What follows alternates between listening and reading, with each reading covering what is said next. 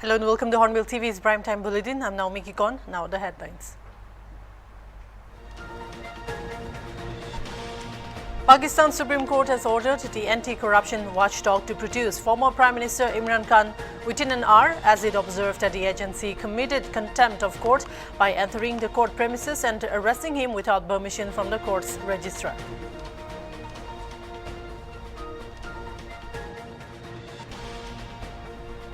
The Supreme Court on Thursday said that it cannot disqualify the Eknath Shinde-led Maharashtra government and rejected the submission to reinstate Uddhav Thackeray as Chief Minister because the latter had chosen to resign instead of facing a test of strength in the Assembly.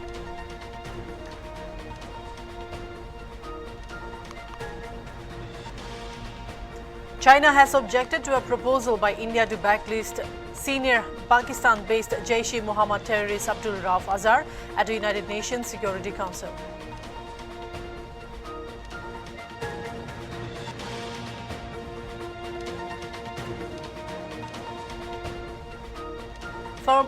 Film personalities K. Shohei and Andrea Kevichusa will be representing Nagaland at the prestigious Cannes Film Festival 2023 to be held from 16th to 27th May 2023.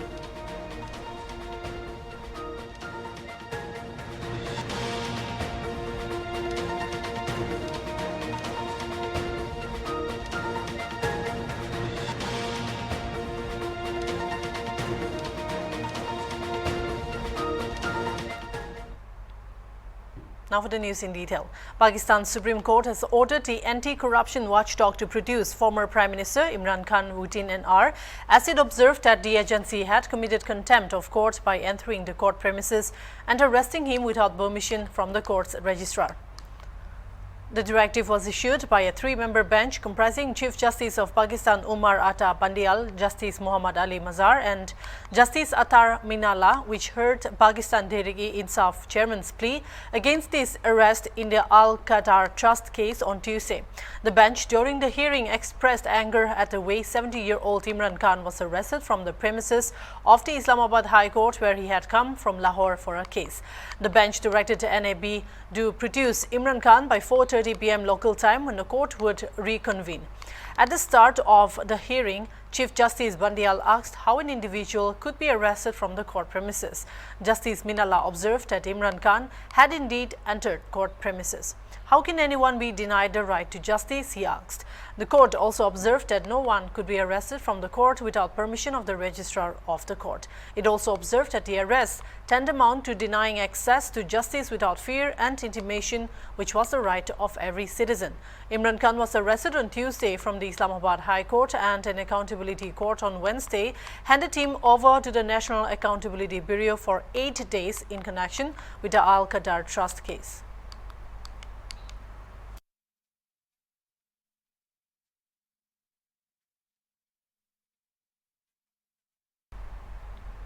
The Supreme Court on Thursday said that it cannot disqualify the Eknath Shinde-led Maharashtra government and rejected the submission to reinstate Uddhav Thackeray as Chief Minister because the latter had chosen to resign instead of facing a test of strength in the Assembly. After the verdict, Uddhav Thackeray said that people who had left his party had no right to ask him questions, and if Eknath Shinde has any morality, he should submit his resignation. A 5-member constitution bench led by the Chief Justice of India, which had been hearing a batch of petitions filed by both the groups of the Shiv Sena from February this year today, ruled that the exercise of discretion by the 10 Maharashtra Governor B.S. Koshyari to conduct a floor test was not in accordance with the Constitution of India. The bench also said that the Speaker's decision to appoint Parad Kokawale, a whip of the Eknath Shinde group, was wrong. Bharatiya Janata पक्ष आणि शिवसेना मिळून निवडणूक लढवली आणि सरकार दुसऱ्याबरोबर सत्तेसाठी खुर्चीसाठी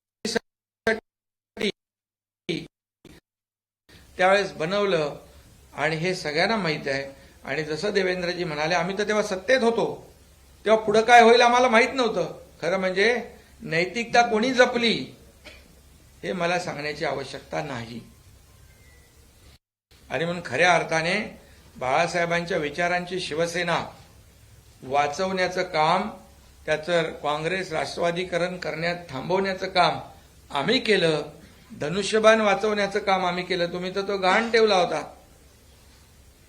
आणि म्हणून यामध्ये आता मी देखील मगाशी पत्रकार परिषद थोडीशी बघितली, त्यामध्ये आम्ही पक्ष आहोत, आमचाच व्हीप लागणार, पण व्हीप लागायला तुमच्याकडे माणसं किती आहे हा एक प्रश्न आहे. त्यामुळे शेवटी बहुमताचा आदर सुप्रीम कोर्टाने केलाय आणि त्याचबरोबर अध्यक्ष जे आहेत आपले विधानसभेचे ते देखील या सर्व प्रकरणामध्ये मेरिटवर निर्णय घेतील आणि हा निर्णय जो आहे या सरकारला घटनाबाह्य बेकायदेशीर म्हणणाऱ्यांना आजच्या सर्वोच्च न्यायालयाने खरं म्हणजे त्यांच्या बाजूने निकाल दिल्यानंतर ते सगळी ती संस्था त्या सगळ्या गोष्टी चांगल्या असतात, पण निर्णय मेरिटवर दिल्यानंतर मात्र जे काही भाष्य केलं जातं हे देखील आपल्या सगळ्यांना माहीत आहे. आणि म्हणून कुणाचीही दिशाभूल करण्याचा प्रयत्न देखील यापुढे देखील करतील. परंतु आज सुप्रीम कोर्टाने जे काही पूर्ण बहुमताचं सरकार आणि हे सरकार कायदेशीर घटनात्मक आहे याच्यावर शिक्कामोर्तब केलेलं आहे. हे जनतेचं सरकार आहे, जनतेच्या मनातलं सरकार आहे.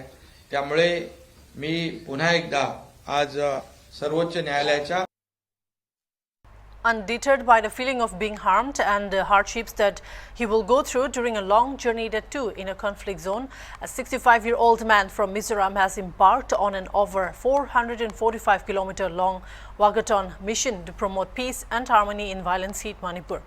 Lal Biak Thanga, a resident of Laoipu on the southwestern outskirts of Aizawl, began a life-risking journey on foot to Manipur's capital Imphal on Wednesday.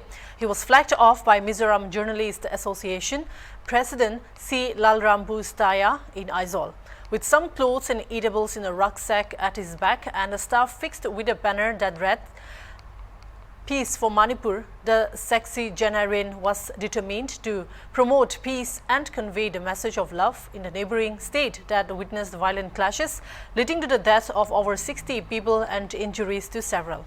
Some locals brand him as a true Mizo nationalist and a pacifist who promotes peace and humanity through walkathons on several occasions in the past. The farmer will have to cover around 445 kilometers in over 2 weeks to reach Imphal via Churachandpur. He said that he will sleep on the roadside whenever he is unable to reach human settlements for night halts during his journey. The brave-hearted but feeble old man said he will first arrive in Churachandpur town, which was one of the most affected in the recent clashes, and then proceed to Imphal depending on the situation.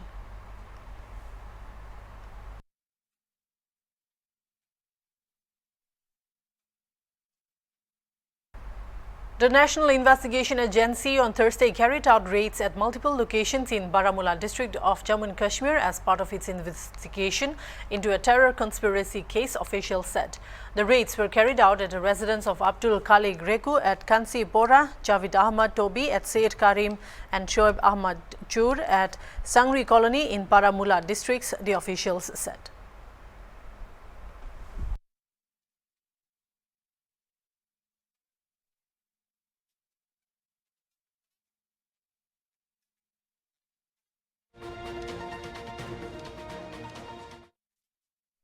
A gang of unknown armed persons opened fire on the Assam Rifles column during an area dominance exercise on Wednesday, leaving one person wounded. This comes after a curfew in the violently battered Manipur was loosened on Wednesday.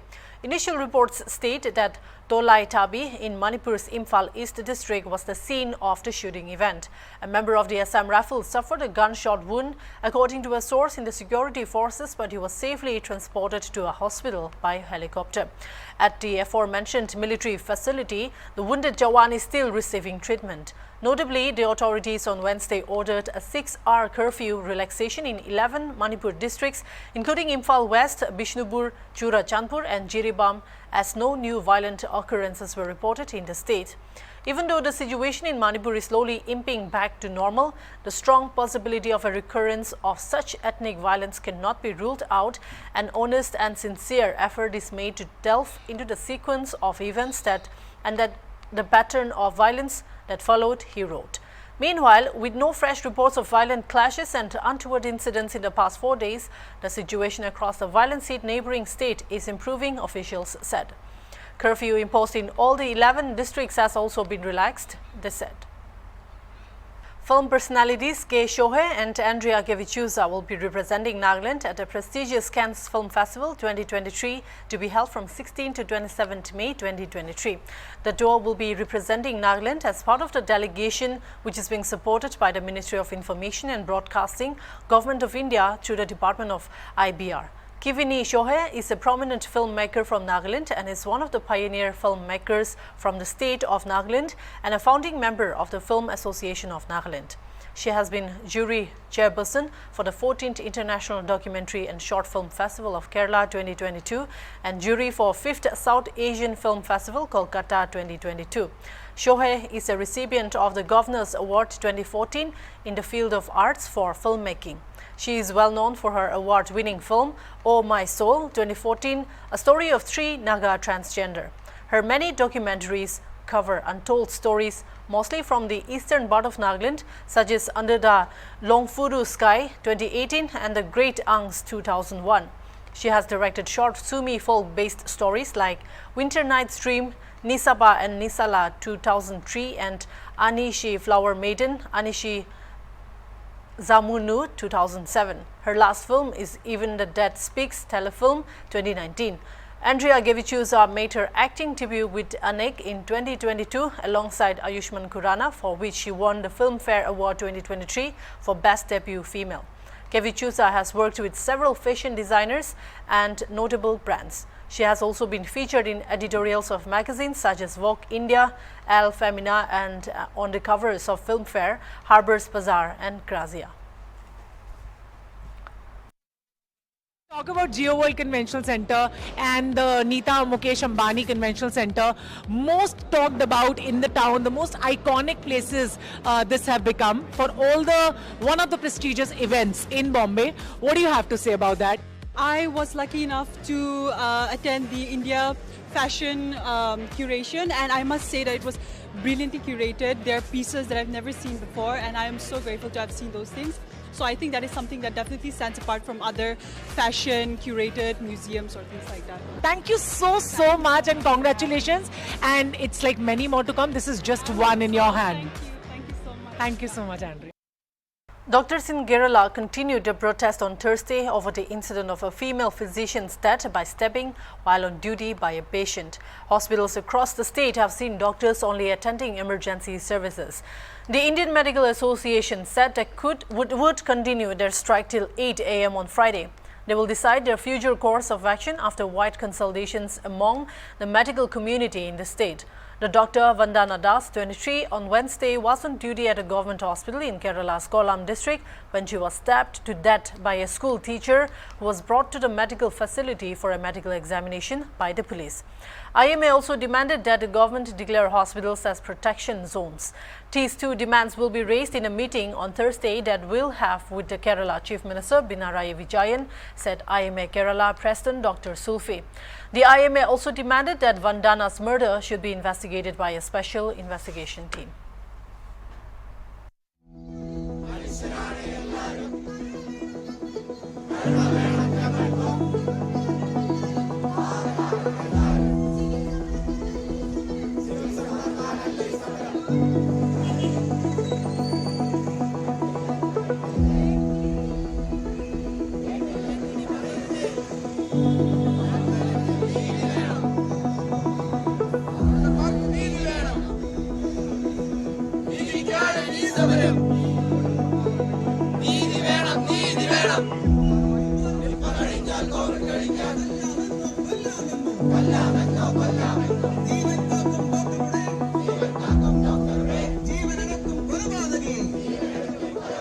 Morning, we are having some discussions with the Chief Minister. We are optimistic and hopeful that a solution will emerge. There is a single point important demand that a Hospital Protection Act in the name of Vandana should be established, and till such time that the act is in place, an ordinance should be there. The things are actually repeating on the same every time. There are some the thing is that you used to get bites, and we get the beat, we get strike, and the things it's the same thing is repeating every time. So this time what happens is a life is lost. So what we demand is we need a protection. We need the protection of our life. We are taking duties off and on. And actually 24 hours we are covering. In a off time when we are getting a bite, we don't know how we are going to react on it. We need a protection. That's what we are demanding. We don't know what will happen. Actually, they are calling for a meeting today afternoon. So we hope that it will come out positively. In government hospitals, the protection is such a pathetic situation. The securities are very, most often the old people and old retired people are getting appointed as a security. So we need a strong security and we need protection of life. That's our demand. We are all gathered here to protest against such a brutal incident that happened yesterday. So everybody must be knowing that a kid actually, a house surgeon, 23-year-old girl was brutally murdered. And that was also in the presence of 3 or 4 policemen, and nobody even tried to stop the criminal. Instead of stopping them, everybody ran away, and the only girl who hasn't seen anything like that, she was like perplexed. She stood there and the staff was telling her she fell down running away from this criminal. Nobody even bothered. Nobody is bothered about that. And this girl, just budding doctor, and her parents, everybody is grieved. Definitely, every time it is a call response. Whenever an issue is raised, it is like government will take sufficient action. The criminal culprit is arrested, so and so they'll tell, and they'll install security cameras. They'll post police and reports, and nothing. No promises has never been ever. Still, no promises has been kept. After watching the controversial movie The Kerala Story on Thursday, Chief Minister of Assam Himanta Biswa Sarma claimed Kerala is going through a tough period and that in the name of jihad, some sections of the people are creating havoc. He said the people of Kerala must raise their voice against such developments. Sarma claimed that in Assam, such cases are not known. However, some girls were indoctrinated to change their religion. He said love is pure, but the intention on the other side is not. The Chief Minister said banning the film is not a solution and that it is not about the ISIS or Muslims.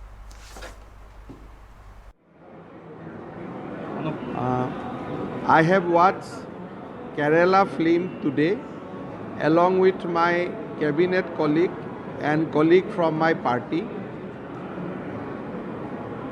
The Kerala story reflects true story of certain innocent lady who has been used by the terrorists as their pawn. This film exposed terrorism in entire world and what going on inside the terrorist camp. In the name of jihad and in the name of religion, certain section of people globally are creating havoc in the minds of innocent. Kerala, as far as this film and whatever I have seen in social media through real-time interview, I must say that it is going through a toughest period, and people of Kerala, irrespective of religion, must raise their voice against the use of innocent girls by the terrorist organization. In Assam also, we do not have cases where girls have joined terrorism, but definitely there are cases where girls were indoctrinated and girls were motivated to convert their religions merely because of the fact that they used to love someone.